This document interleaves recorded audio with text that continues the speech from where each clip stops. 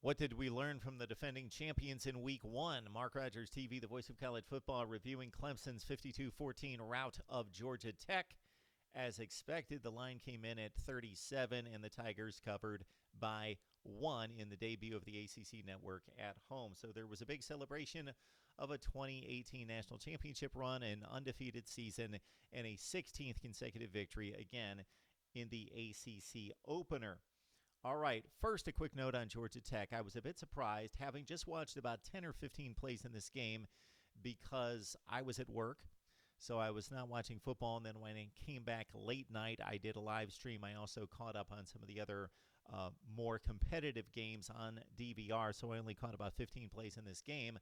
But Georgia Tech having revamped both the offense and the defense, but of course the severe transitions on offense from the triple option now to a 21st century offense. They only threw 18 passes using all three quarterbacks who battled for the position. So I was a bit surprised on the 7 of 18 passing that being down by 2 and 3 scores early in the second quarter that they wouldn't open it up.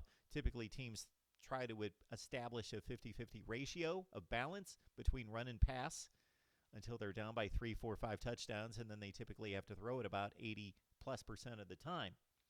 Anyway, this is more about Clemson trying to defend a national championship, and they're not going to show us anything necessarily in this game that's going to prove whether they're going to be as good as they were in the long term.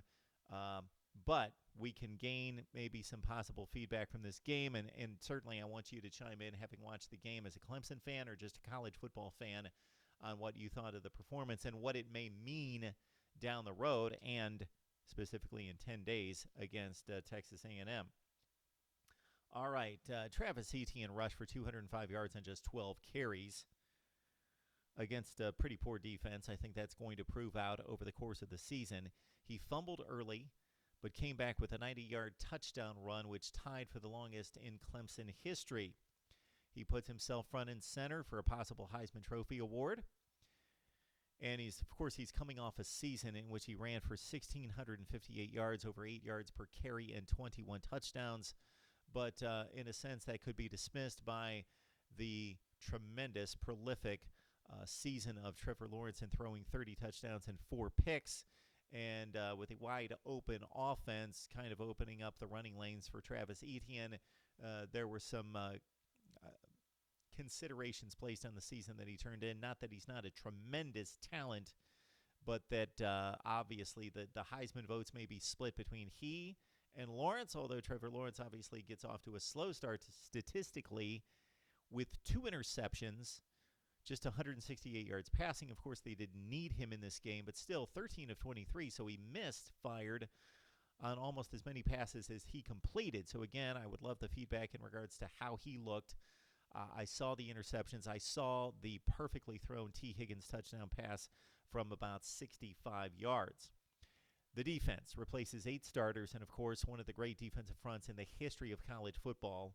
So Garner, Wilkins, Farrell, Bryant, and Lawrence. In their place, junior defensive end Justin Foster. And these guys aren't, aside from the freshman defensive tackle Tyler Davis, aren't foreign to seeing the field, but during meaningful minutes, not so much.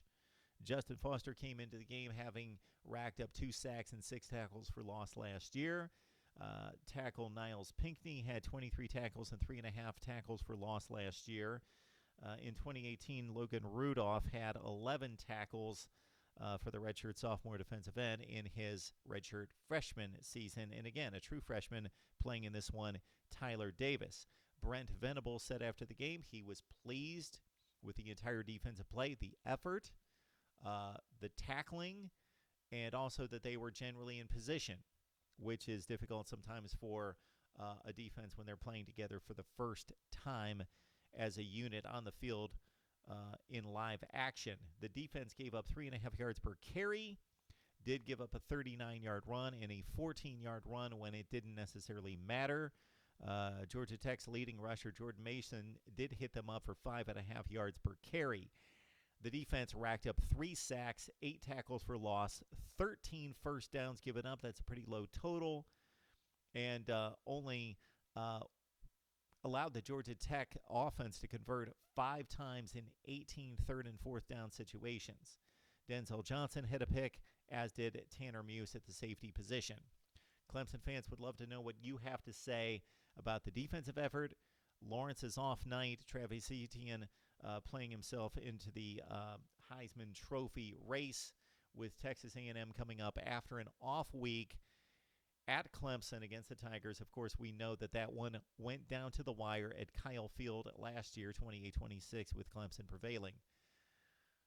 For more previews and predictions, and of course, we will have our game recaps and instant analysis here at Mark Rogers TV, the voice of college football, all day Saturday. We will see you next time.